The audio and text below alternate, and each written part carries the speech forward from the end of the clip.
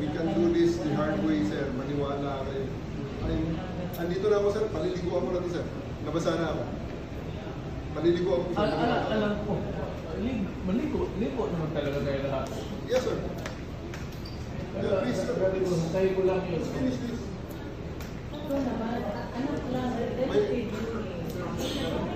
Walang darating kasi nakasarado tayo lahat dito. Attorney, anong kasunod?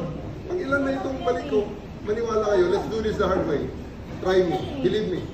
Nako, nakasakitan tayo, sir. I'm promising you. Dalawin mo din. Kaya nga kanina pa ako nagbibigay. Ako naman pagbigyan nyo. Baka pwede.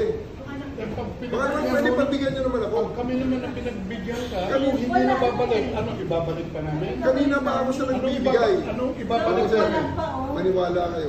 Naniniwala ako sa inyo. Sir, naniniwala ako sa inyo. Maleta na ano. Game! Game time!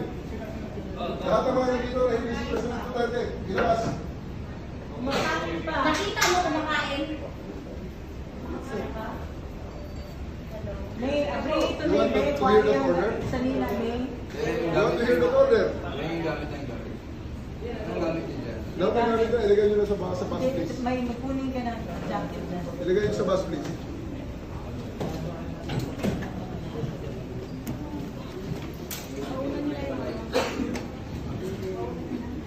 Order nyo na. Ano sama ito? Jacket mo? Oo. Pati yung si James, kayo. Hindi sa matawag.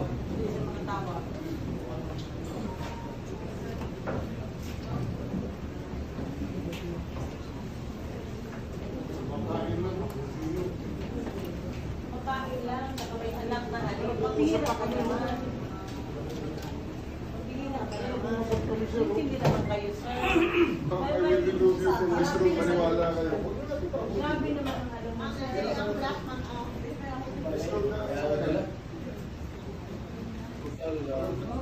Mr. President, please.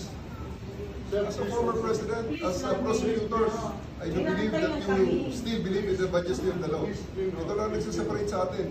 Sa Alam mo, huwag ka na sa lang mga sir. magsalita, sir. Tayo, sir, ay Kasi sumunod sa batas. Hindi na kayo paniwala, sir. Sa totoo lang. You don't want to hear anything.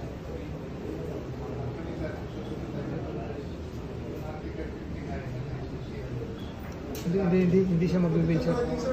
Hindi siya mag-wheel, sir. Hindi siya mag-wheel, sir. Lalaki. Pagbigyan nyo na siya, ha? Pagbigyan nyo. Sir, sir. I'll just get the president, sir, and bring him to the floor. Ano pa pinag-usapan natin? Kung kukunin mo ito, wala na. Balik na naman tayo sa zero. Yun lang nga, sir. Balik din tayo sa ano. Ikaw na nagsabi, right to counsel. We are here invoking our right to counsel. His right to counsel. Sir, I have gone over. Sir, constitutional I am right. now Sinabi mo, in the brink, constitutional right. giving the order. Huwag na hintayin. Kakasakitan tayo dyan. Anong Miranda rights? Pilipinas o sa Hague? Sana ano ba? Di ba Nasa natin lugar natin? lang. Okay?